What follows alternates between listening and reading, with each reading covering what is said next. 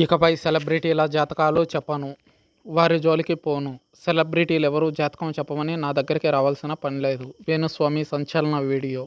తాను ఇచ్చిన మాటకు కట్టుబడే ఉన్నానని, సెలబ్రిటీల జ్యోతిష్యం జోలికి పోను, మీరు కూడా నా నుంచి జ్యోతిష్యం ఆశించొద్దు అనే వీడియో రిలీజ్ చేశారు.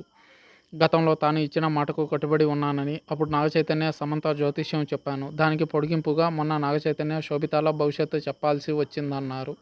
చైతు, శోభిత ఇద్దరికి విడాకులు ఖాయమని వేణుస్వామి చెప్పడం వీడియో వైరల్గా మారగా, నెటిజన్లు గతంలో మాట ఇచ్చి తప్పారని వేణుస్వామిని ప్రశ్నించారు.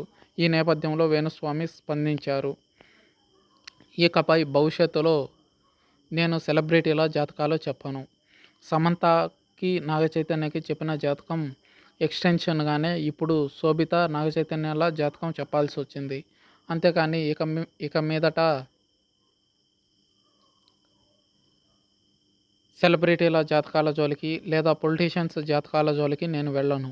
వారు కూడా నా నుంచి జాతకం చెప్పమని ఆశించొద్దు అని చెప్పుకొచ్చారు. అయితే రీసెంట్గా ఆగస్టు 9వ తారీఖున ఎంగేజ్మెంట్ చేసుకున్న నాగచైతన్య, శోభిత ధూళిపాలలు కలిసి ఉండలేరని, మళ్ళీ విడిపోతారని చెప్పారు వేణుస్వామి. దాంతో వేణుస్వామిపై పోలీస్ స్టేషన్లో తెలుగు ఫిలిం ఇండస్ట్రీ ఫెడరేషన్ వాళ్ళు కంప్లైంట్ ఇవ్వడం జరిగింది.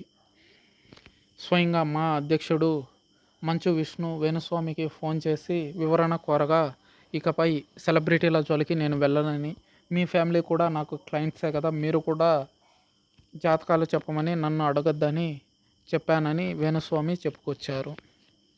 చూడాలి ఈసారైనా వేణుస్వామి తను ఇచ్చిన మాటకి కట్టుబడి ఉంటారా లేదా అన్నది.